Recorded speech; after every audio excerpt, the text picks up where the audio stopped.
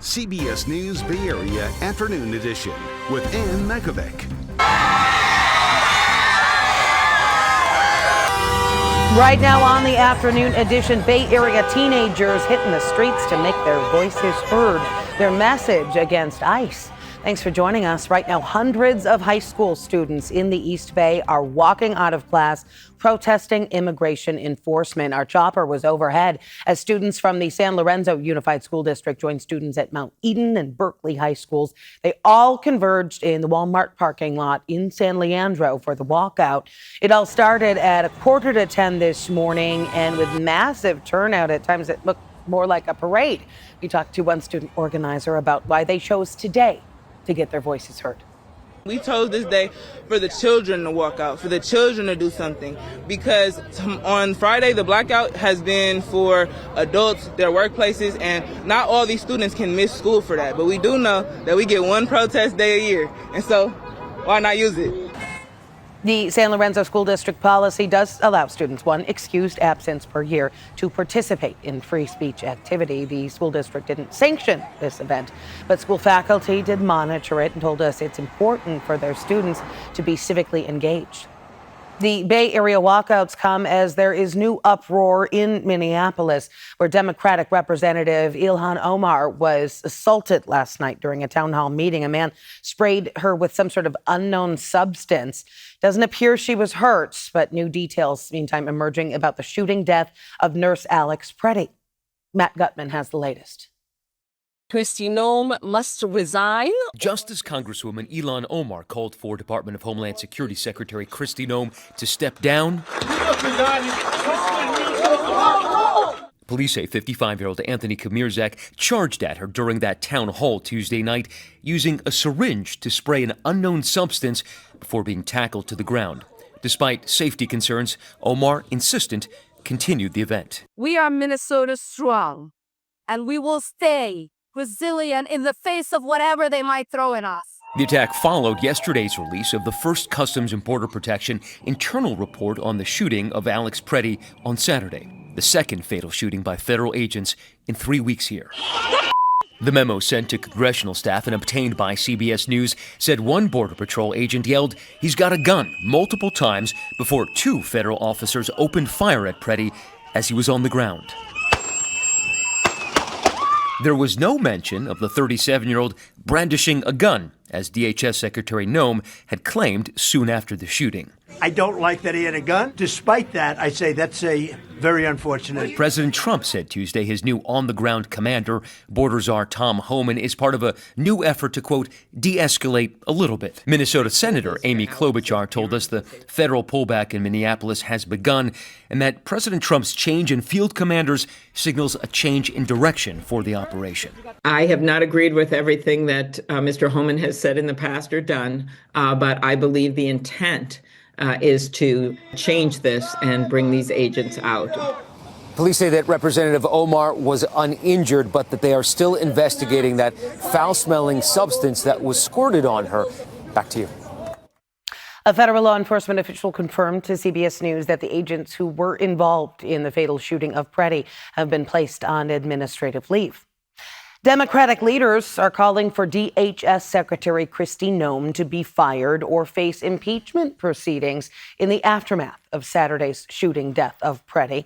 More than 160 House Democrats have signed on to an impeachment resolution, but it's not likely to move forward because, of course, Congress is controlled by Republicans. But a growing number of GOP lawmakers are calling for an impartial investigation into the shooting. And at least two Republican senators, Tom Tillis and Lisa Murkowski, say Noem should just step down.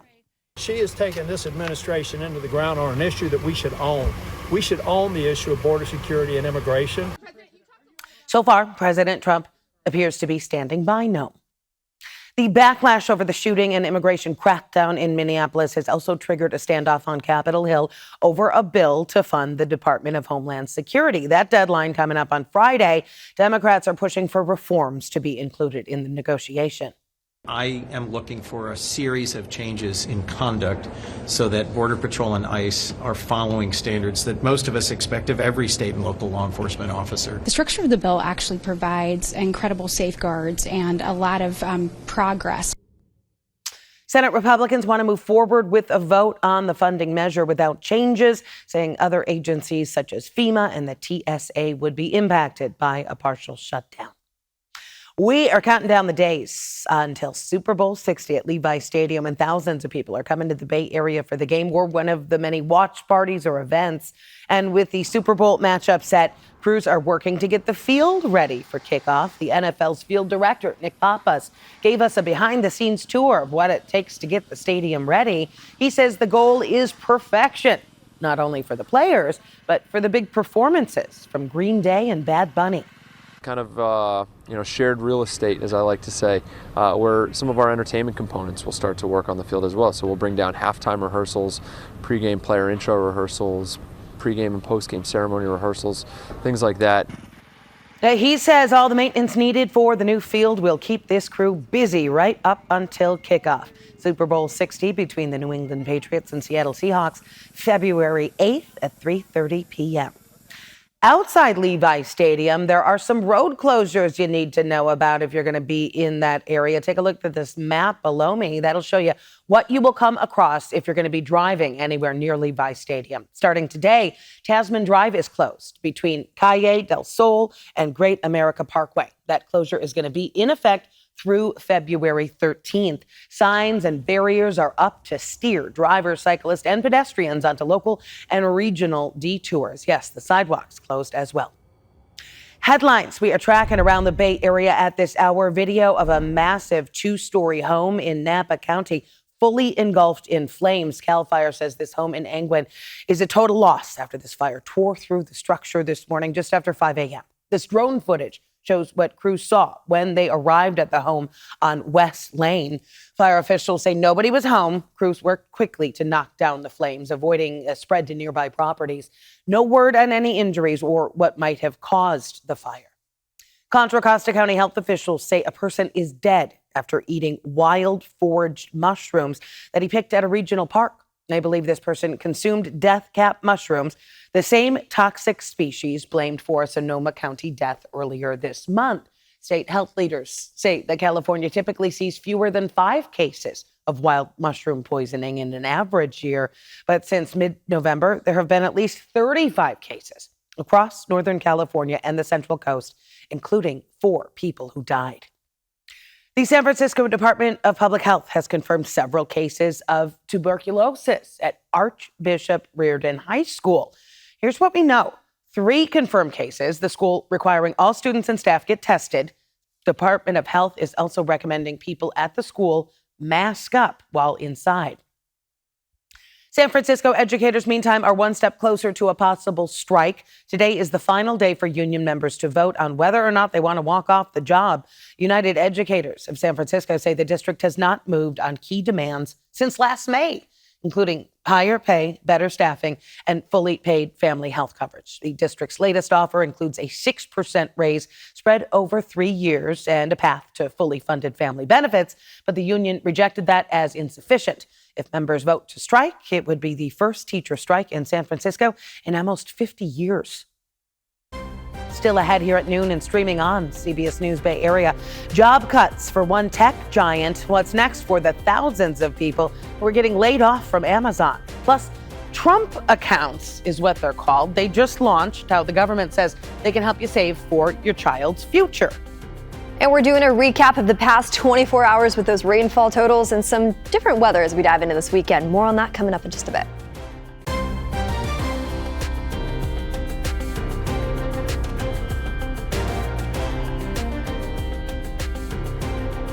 On the Money Watch this afternoon, the Federal Reserve just announced it will hold interest rates steady in its first policy decision of the year. That's as officials assess inflation and labor market trends before considering future moves. Meantime, Amazon is now cutting 16,000 jobs, its biggest corporate layoff yet. The announcement coming just months after it let go 14,000 workers in October. Amazon says it needs to move faster on artificial intelligence. Impacted employees will get 3 months to find a new role or take severance, job support, and extended health coverage. then you can get a head start on your child's financial future, as the Trump administration just unveiled Trump accounts that will serve as an investment for kids under the age of 18 with a Social Security number. Anyone can contribute up to $5,000 per year to the account. Babies born between 2025 and 2028 will also get a one-time seed contribution of $1,000. The president is calling for support from business owners. I'm officially calling on all employers all across America to follow the lead of many of these amazing companies and make matching Trump account contributions. With every modest contribution, Trump accounts should reach at least $50,000 in value by the time the child turns 18. Critics argue that Trump accounts will widen the wealth gap, as poor families might not be able to set aside money for those accounts while wealthy families are able to. All right, no controversy in the weather department. Let's take another live look outside from our camera on Mount Diablo. Some fluffy clouds. Yeah, it's pretty out there, but so that rain really was a hit and go, huh? Oh, especially in certain little microclimates in the Bay Area. Some of us didn't even see any. I'm actually just going to pull up the numbers right now below me and head over to the map. I want to show you, we didn't even get any rain in places like Livermore, Fremont, or all the way down into San Jose, but we did see about 1/100 of an inch in places like Redwood City and San Francisco, about 1/10 of an inch all the way up into the North Bay. But the reality is it was a fast-moving system, kind of like Ann just mentioned. Now, as we head outside today, it's dry, it's mild. You're seeing those partly cloudy skies already in the forecast, and we're continuing to see similar conditions into this afternoon. We have 60s on tap for us into the South Bay, 60s and 50s off into the East Bay, a mixed bag of both all the way up into the North Bay, too. It's a beautiful day. Better yet, let me keep that map up real fast. It's a beautiful day to get out there and get some fresh air, just not to the coast. And the reason why I say that is there's still a beach hazard statement issued by the National Weather Service all along our shoreline heading into the next couple days. So that means we can see rip currents and sneaker waves, and it's not the time to be heading out there in the water. You want to be very mindful of that and very careful. Now, the big story across the country, by the way, if you haven't heard, I'm sure you have, though. I mean, just a few days ago, over 200 million people were under cold weather alerts issued by the National Weather Service. Conditions over into places like Chicago and Cincinnati and Minneapolis are all the way down to around 0 degrees. But back here in the Bay, we've been dealing with such nice weather, not only in the Bay, but all throughout California. And we're continuing that trend this week, which is partly cloudy skies and dry weather until Friday. Sunday, I should say. That's when things start to change. From now until Friday, we are just dealing with partly cloudy conditions, very mild for us here in the Bay Area. Saturday, we actually start to see a little bit of a warm up as we head into this weekend. And by Sunday, that's when those showers start rolling in. It should be another quick little splash of showers, similar to what we dealt with just last night. And then we dry up and warm up as we head into next week. We'll keep you updated on that here in the Weather Center. For now, back to you. All right, that chance of showers, just enough to keep us on our toes, Jess. Thanks for that. Coming up, a rapper representing the Bay at the Super Bowl. How Russell is taking part ahead of the big game. Catch us in the Bay at Levi. Yeah. We'll see you at the Super Bowl. And win. Now that is La Russell in the middle. The Vallejo-based rapper just announced that he is going to be performing as part of Super Bowl 60 at Levi Stadium. We talked with La Russell a couple of weeks ago about a charitable project he was doing in Vallejo, and he gave us a preview of today's announcement. I wasn't supposed to say that yet, but I'm saying it because I'm proud, because I'm a little black kid from Vallejo, California, from the Bay Area, and I'm finna be doing music at the Super Bowl. That don't happen. Really cool. He's going to perform at the tailgate. He'll also be curating the house band at Levi Stadium. He has a song called I'm From the Bay, which he recorded music videos at 3 different Bay Area high schools. Coming up here on CBS News Bay Area, Netflix animated sensation coming to your kids' toy box. The new lineup of merchandise for K-pop Demon Hunters.